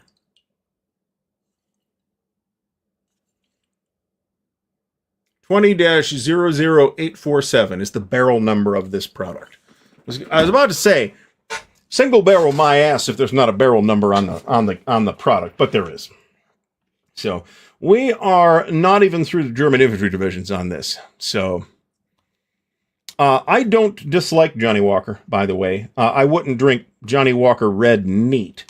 I've never had Johnny Walker Green. That's, I believe, the what I guess we used to call a pure malt, meaning that it's a blended Scotch, but there's no grain whiskey in it. It's all malt whiskey. That is a category that doesn't have a lot in it. And I don't think that term is even in use anymore. And that's what, to my recollection, Johnny Walker Green is. I'd be curious to try that. I think malted barley is in fact the preferred grain to distill into whiskey, if you ask me. You can get good results out of corn, wheat, rye, whatever. That's true, but I think malted barley is the best. Anyway, Andean Abyss has spawned an enormous series, a lot of different design ideas, as well as a lot of games inside and outside of wargaming that have been obviously inspired by various aspects of coin. One of the ones that I kind of was thinking about today was the Expanse board game by Jeff Engelstein, which is definitely coin inspired. Robotech Reconstruction, same deal. Root, I would say that Root has some strong similarities. It is not true to say that any of these other things are coin games, but they are clearly inspired by coin. And we are bluntly going to continue to see coin-inspired titles for a long time yet. That's why I'm always a little nervous when Volko does something totally new, because he set the industry on fire twice, once with this and once with Levy and Campaign. So, and made a fairly big splash with Wilderness War. Is that? Depends what day you ask me, Neil, but if on the right day, I will say that Pendragon is my favorite coin game. I think on more days will I say Pendragon is my favorite coin game than any other coin game. Let me put it that way. I like Fire in the Lake a lot. And that's another one that will pop into that favorite coin game list.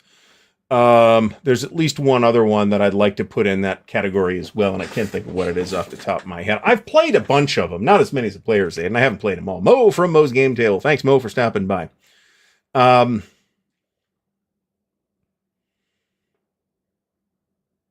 Walker Green is the cheaper one. Okay, red is the cheap one. Yeah, I mean, there's four sides and they're asymmetrical. There are some structural similarities there. I think there's some inspiration there. But I think if you want it's a coin game, I think is overstating it to the point of providing misinformation. Let me put it that way. All right. Red is the cheap stuff. And they sometimes rebrand this stuff too, so I don't know. Oh, cool. Gandhi's one that I haven't played yet. I would love to play it, and I have no immediate prospects of playing it. They can be, thank you, Stephen Rochelle, for answering John Madison's question. They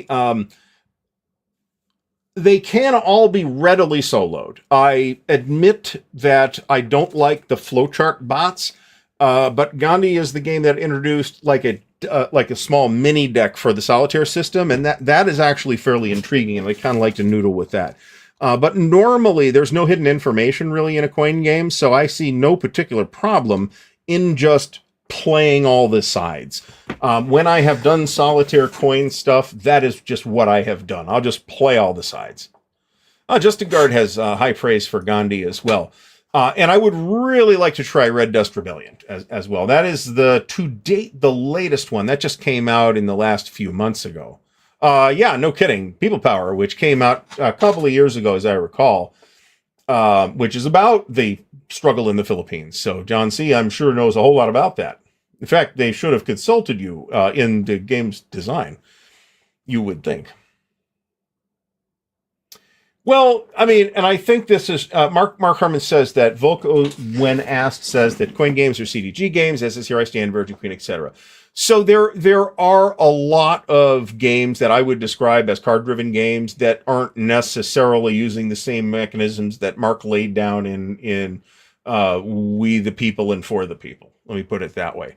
But there is a very common sort of CDG model that is based, there's a couple different ones really that have kind of been used broadly in a number of different games. The one that I can think of off the top of my head is Paths of Glory, right? Which is not terribly dissimilar from Mark's implementation in For the People. But there's a few other wrinkles that are in there that I don't recall being in For the People anyway. And then that Paths of Glory implementation of the CDG ideas has been shared across a number of different games, including 1866, The Struggle for Germany from Compass, including Triumph of Chaos from Clash of Arms, and there's at least a couple other ones. So, there you go. There you go. Very good. Yeah, if the green is the stuff I'm remembering, which is, hey, it could always not be, then that is the pure malt stuff, where it is a blend, but only of single malts and not of grain whiskeys. Almost all blended Scottish whiskeys contain more grain whiskey than malt whiskey. The reason is because it's cheaper, because you can make it from corn. So, do I have... Close. I'm just trying to get all the big divisions here. I think whoever's die cutting Multi-Man's counters in the last year or so needs to maybe sharpen up the dice just a tiny bit. Yeah, no, this would be a fair statement as well. I think I was not thinking of this particular thing, however. I was thinking more along the lines of you can use the points for replacements and strategic movement and things like that.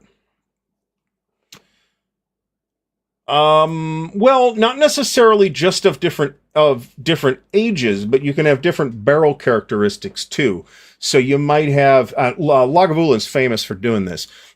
Where they'll like make their new make spirit and they'll put some of it in bourbon casks, some of it in sherry casks, some of it in new charred oak casks, which is very unusual in Scotland.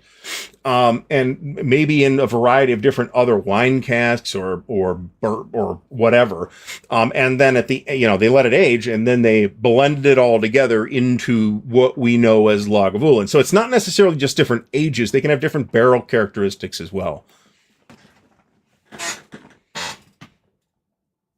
All right. Well, that sounds edible. I don't know that there's much wrong with Evan Williams, although I don't know that I've had the green. So, ooh, yeah. Oh, yeah, this is expensive. Anything from Balvenie is good, okay? The regular Balvenie double wood, which is the standard expression of Balvenie, and it's available in at least a couple of different ages, and sometimes even in a single barrel, is 12 years old, and it is a blend of Balvenie aged in ex-bourbon casks and ex-sherry casks. And everything I've ever had from Balvenie has been at least excellent, and sometimes actually spectacular. They have a Caribbean cask that I think is the double wood and finished in rum casks, but it might be aged longer than that in rum casks. I'm not sure because I haven't had it in a while. That's very good, though. There's at least a couple of different other ones that I have had. So Mo mentions Balvenie Caribbean cask. Yeah, Balvenie's not terribly inexpensive, but I've never had a stinker from Balvenie personally. So...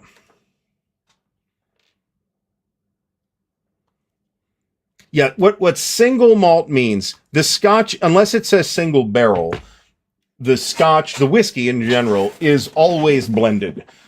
So this single barrel. This came out of a barrel. Next barrel over might have been aged exactly for the same amount of time. It might have had exactly the same new make spirit in it. Something is different about some of the barrel staves or something like that, so it tastes different. So the next barrel might not be as good as this. You never know. On the other hand, unless it says single barrel or something similar, then it is a blend of stuff, of different spirits. If it says single malt, then all of that spirit that's going into the bottle came from the same distillery. That's what that means. So, this sounds intriguing. Concoction of Talisker. I like Talisker. I've never had Linkwood. Cragganmore is decent. Kalila is one of my favorites. I'll have to investigate the green then. That's although the vast majority of Kalila is a huge distillery, but it's a relatively unknown single malt. It wasn't even available as a single malt until relatively recently, which is past 30 years or so. But it's one of my favorite scotches. It has a lot of the same characteristics as Lagavulin, except that it tends to run about $40 cheaper, which sounds great to me. I think I have all of the big divisions at this point.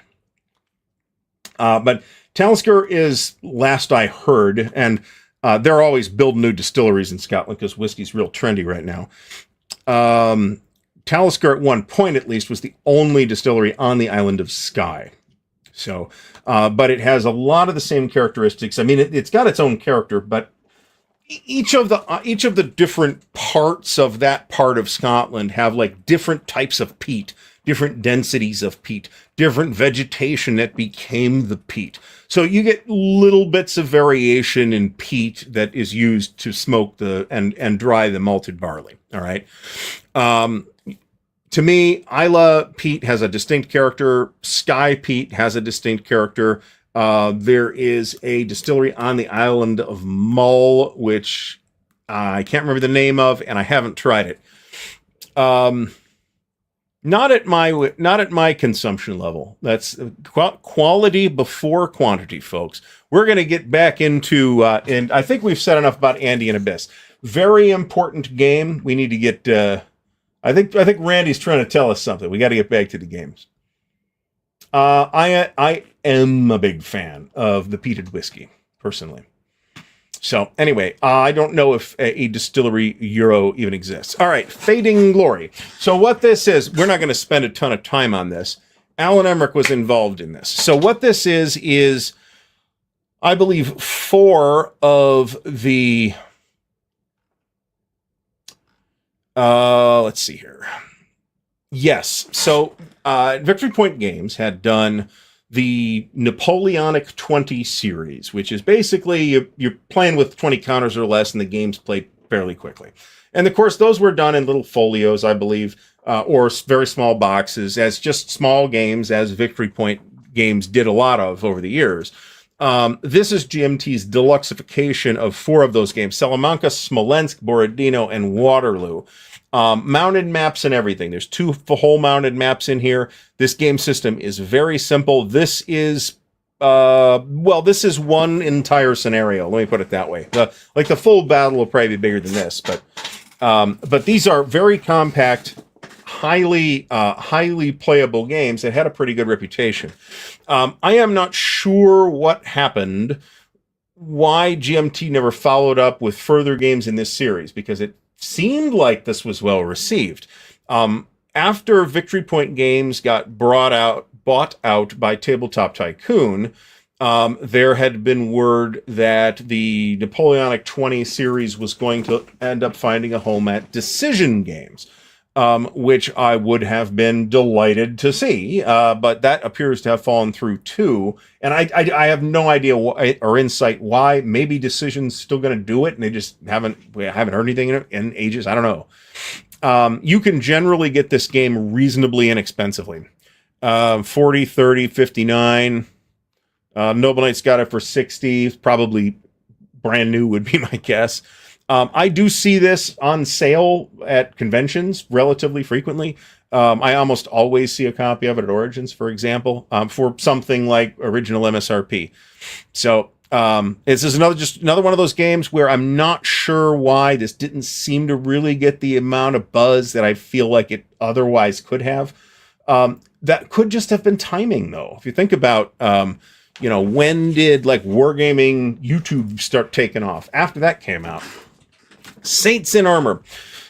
This was designed by David Ekberg and Brian Berg Asklev Hansen. And this is Bohemian Revolt of 1618 and part of the Musket and Pike series designer Ben Hull. This is, I don't know if this is, well, I don't know what order these are in, and I'm not going to try and figure that out. But this is volume 6, so this won't be in the next dual pack. So this is a sort of gunpowder era, in this case 30 Years' War, and it's got several different battles in it, including White Mountain, Wimpfen, Hochst, Fleurus. This is the only one of these that I think I've heard of. Statlohn, Luther am Barenberga, and that's it. So there's some interesting sounding battles here. There's a rearguard battle here, race against the clock rearguard action, smaller pitched battle. I kind of like that they give you this sort of description for wargamers as part of the blurb on the game. So I will 100% end up acquiring this when it is reprinted. I am happy to wait for Musket and Pike Dual Pack number 3. That's no problem. Always got time. At least until I drop dead. So there's that. This is the right way to do it. But when you do this, as you will know if you have done this, Craig, you serve the Isla or islands last because of the peat. Because otherwise nobody will taste anything else for the rest of the night. So lowlands is usually the good bet to serve first. Always serve Isla last if you are doing this. Or if you like, choose multiple Isla whiskeys or Isla or that part of the Highlands facing the Atlantic Ocean, which is it's all just Highlands, but it's also that part of the Highlands where there's a lot of peat bogs, so a lot of that has a somewhat similar character. Glenkinchie, very difficult to get here in Ohio, unfortunately. It is good. It is good. So, well, there's that too. It also saves a lot of people don't like that flavor. I know a lot of people that don't like that flavor. That I happen to is just me. So for those people, yeah, you want to serve the peated stuff last. But don't forget, you often will get a little bit of peat smoke in a lot of different scotches. Not all of them, but a lot of them. All right, moving on from Saints in Armor, we have a Rebel Raiders on the High Seas by Mark McLaughlin. I seem to have been seeing this game for a very long time, and at a lot of conventions I see this get played. I think this is probably a terrific game. Its rating is okay on BGG, but that doesn't really mean anything. I think you'll have a better sense of that by just looking at the valuations. These are not expensive. I'm somewhat surprised. I feel like maybe this was just hanging around for a long time, but I see a lot of people talking positively about this. So, well, plus the person that doesn't like peated scotch can just skip the last one and have a second pour of the fourth one, right? The Supreme Commander by designer Dan Holt. This is a strategic level World War II in Europe game with some, let's say, really odd cartographic choices on the map. I think this is one of the examples of GMT games that released with serious problems, and an update was issued. And if you have the update, my understanding is that this game is pretty good. If you don't have the update, good luck. So exactly what happened, I don't know, because I could have picked this up on any number of occasions, but am I getting the update stuff? Because I think it was like the whole thing. I mean, that they replaced the entire guts of the game, as far as I know, with the possible exception of a map. So I don't know. It's a reason why I haven't investigated this game more closely, even though I am generally interested in games like this, and I think Dan Holt is a pretty good designer. So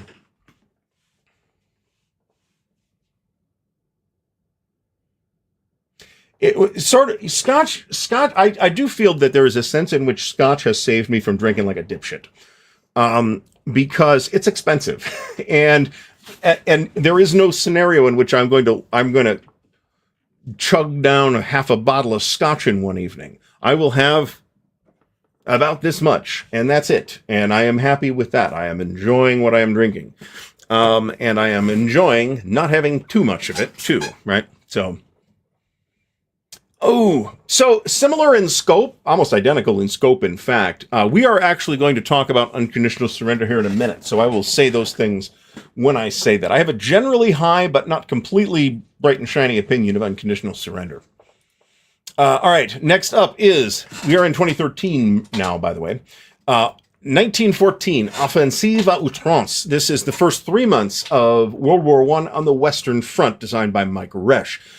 This has been on my short list of games I definitely want to play for at least 10 years. So at some point we will actually get to, if not this one, then one of the other games in this series. The other two are 1914 Twilight in the East, which is East Front, and 1914 Serbian Mus Sterbian, which is Serbia, which actually is a pretty attractive looking game on its own, and it's just one map. It's not monstrously huge or any of that. This is a pretty involved system, with a lot of interesting and sometimes intricate concepts, and the rules presentation of the rulebook is not the easiest to learn from. So I think this game series looks like it has a lot to offer.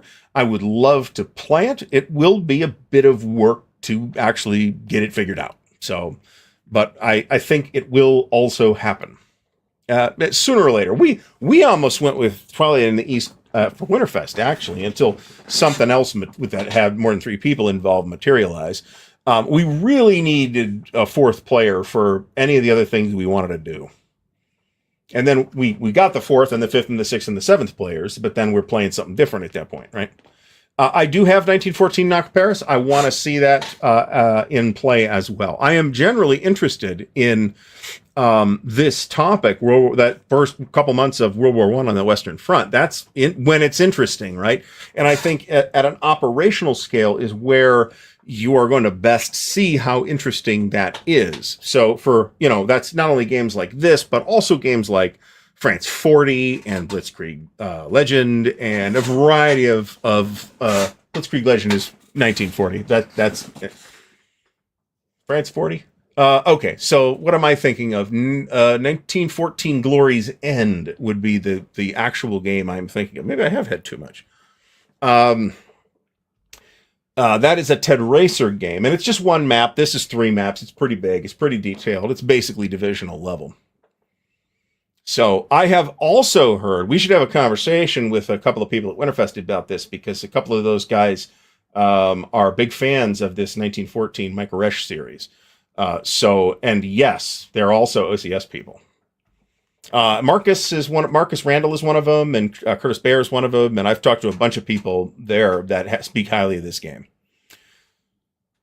All right, so moving on, we have Iron and Oak by James M. Day. This is ship-to-ship combat during the American Civil War. I don't know how complicated this is, but BGG ranks it relatively low, and for a war game, that probably means it's pretty low. I've got like a bunch of expansion material for this that has appeared in C3I over the years, and I've never owned the game. But it looks like a pretty straightforward, relatively easy to play Civil War ship combat game.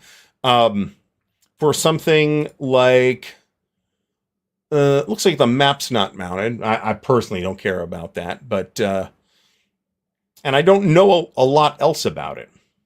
But John C. says it's not terribly difficult.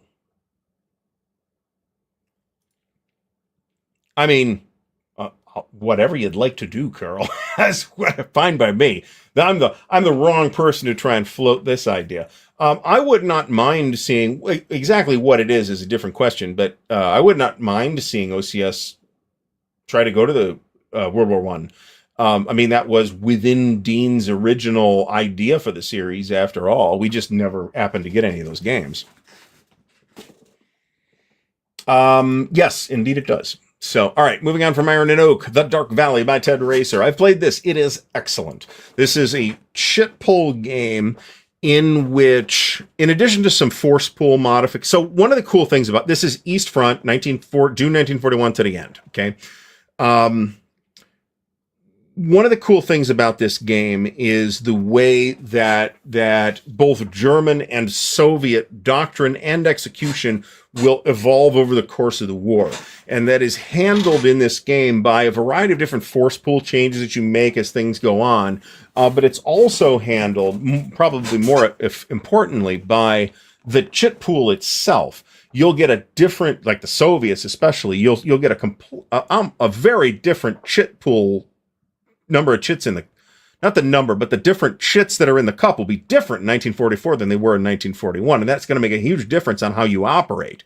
I thought this was a really good implementation of the chit pull idea. Ted is an ace designer as far as I'm concerned. John, so I had the first edition. I will eventually acquire the second edition. My advice at this time would be to acquire the second edition for two reasons. One, the map was redone. There are significant visibility problems on the map in the first edition. There are setup lines, particularly in the area around Leningrad, that are, what's the technical term I'm looking for? Fucking impossible to see. So that was a problem. The map was redone for the second edition. It is also a mounted map, which I personally don't care about. This is a 2-map game. Yeah, so the Romania 1916 game that was originally to have used Mike Resch's system has been moved over to the Knock Paris system with VUCA instead. Exactly where that is in a pipeline, I'm not sure. Exactly why they made that decision, I'm not sure, but that is my understanding of what that situation is right now. I mean, this makes a lot of sense. World War I in 1916 in Romania, in particular, is pretty different from World War I in 1914 in France and Belgium. So, anyway. I would 100% try haggis if I were in Scotland. I don't believe I would like to eat either American haggis or canned haggis, which sounds horrifying. But if I were in Scotland and haggis was an option, 100% I would try it. The second edition of the map does have the Barbarossa to Berlin map on the reverse side. That is correct. I personally don't own that game, so I don't know why that would appeal to me, but I mean, it's fine that they put it in there. It is not a problem. Yes, there is. In fact, the big way to get haggis in the U.S. is to get canned haggis. And that just does not sound like a fabulous idea to me. Vance von Bory's Roads to Moscow. This is the follow-up to Roads to Leningrad. There's two battles in here. It's Mozhaisk and Mitsensk. And each battle has two scenarios. All of the battles are one map. They're pretty much, so there isn't really, one scenario will be a little smaller than the other one, but it's not like there's a tiny scenario and then like a campaign scenario. They're really two different scenarios for each battle. So you've basically got 4 different battles in this box. Each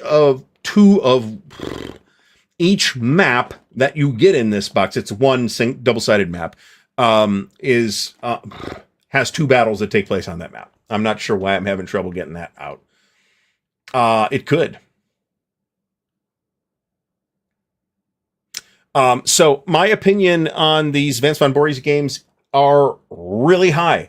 And I am saddened that we could not make a second edition of any of these happen or get a third one out. I'd bought it in an absolute heartbeat. I'd have been a minute one pre-order as soon as I heard about it. All right, moving on, because we got to finish. Navajo Wars by designer Joel Toppin. This is another solitaire game that is pretty highly regarded that I haven't played and don't have anything to really say about. I will say, I guess, that Joel himself is great and has a YouTube channel and does a lot to contribute to the wargaming community. in addition to his design work. So at one point, it seemed like he was actually running the GMT YouTube channel at one point. But Navajo War is supposed to be pretty good. I haven't played it. Cuba Libre. Cuba Libre is the 1956 Cuba. Okay, so this is actually kind of... I've played this. One faction is the Mafia, and I think I did lose, but I got to play the Mafia. So, and their objective is to build casinos, and like bribe everybody else. This is a pretty cool game.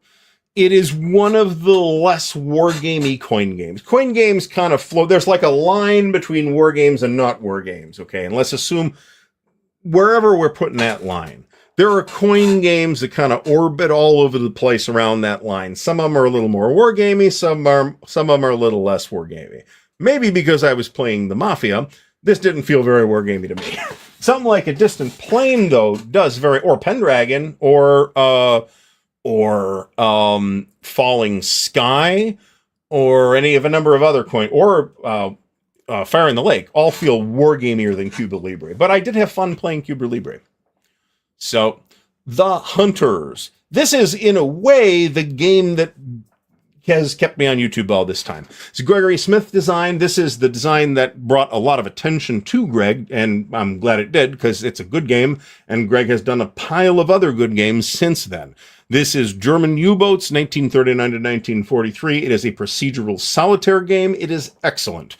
I'm not going to spend any more time on it right now because we are short on time, but if you would like to see a more or less complete mission playthrough, possibly with some errors, but I don't think I screwed anything too huge up, I have one in the channel history.